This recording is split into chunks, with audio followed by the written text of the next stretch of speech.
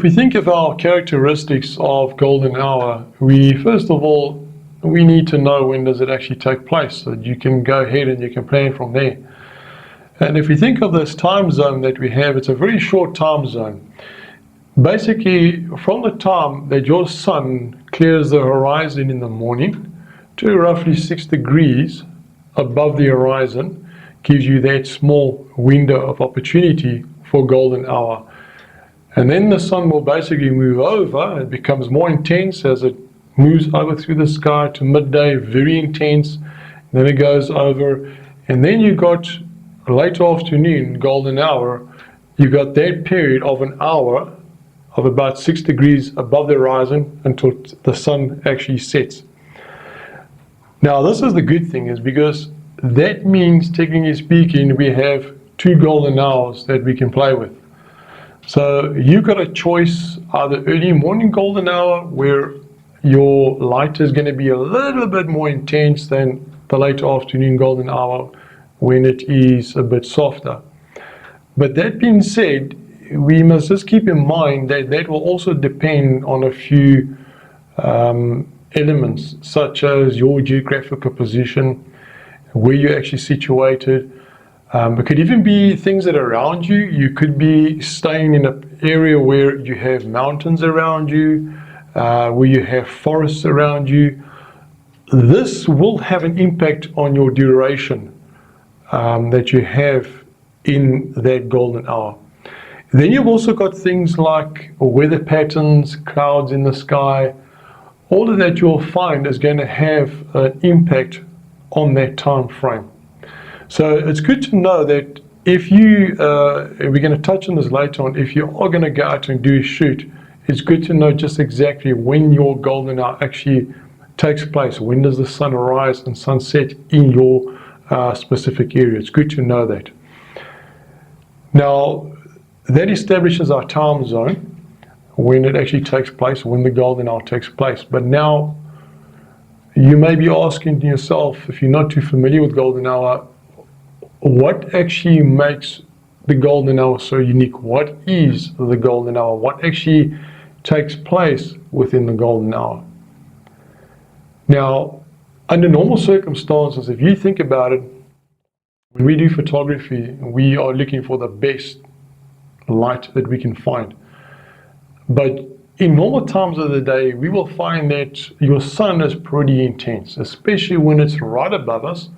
It's got a shorter distance to travel down before it reaches you, which means your light is going to be bright, it's going to definitely be intense. But now golden hour, this is where the magic also starts. Because if we think of the fact that your sun is low in the sky, closer to the horizon, that means it's got to travel much further before it actually reaches you. Now, a lot actually happens when that light is traveling through the atmosphere to reach you. Because your atmosphere that travels through is going to act as a natural diffuser. And the other thing to keep in mind while it's diffusing the light, technically speaking, it's actually cutting out, or basically filtering, should we say, it's a better word, filtering out your blue light, which is actually harsh and cold, and sometimes it can be pretty intense. So if we filtered out now the blue light, that means by the time the light actually hits us or bounces off your subject, it is much softer, it's less intense, and it's nice and warm.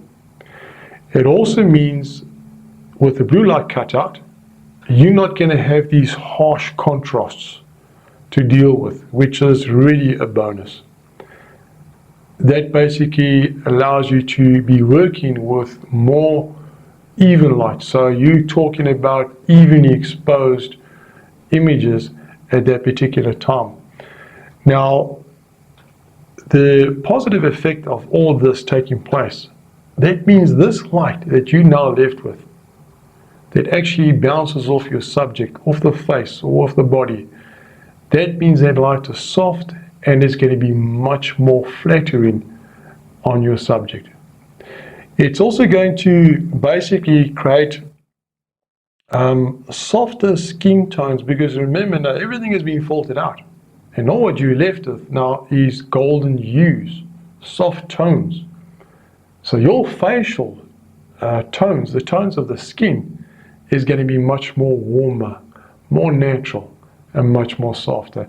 And that is a bonus if you're working with that light, unlike other parts of the day. Right, now, after talking about all these beautiful soft colors now, it also has another very positive effect on your subject. Because these soft, warm tones actually affects your subject's moods, believe it or not. So if you think about it, if you had to go out and sit inside the warm sun and just feel the warm sun rays on your face, it has a calming effect and it gives you a sense of happiness.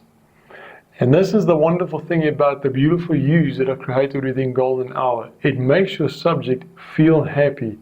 They are relaxed. And many times they connect all of this to even emotions of love.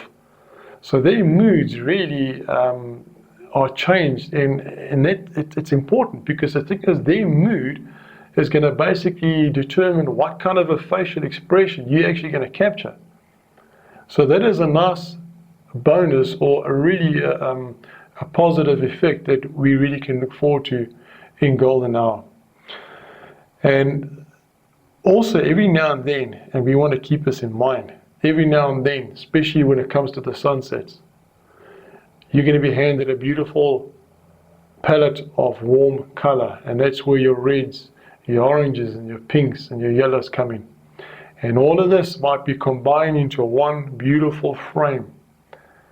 And that is going to really be stunning, to be able to capture all those colors and put them behind, maybe as a backdrop behind your subject. So basically, this is all what is taking place within the Golden Hour, having your sun, your light being filtered, all the UV rays being cut out, your blue light and that sort of thing. This is a major bonus. That all being said, now we've got a good understanding, no doubt, of what actually transpires in golden light. What about what are we going to do with it now? Now that we know when it happens and what takes place, what are we going to do with this light? How are we going to utilize this light? Well, this is going to now be discussed in our next lesson, Getting Creative.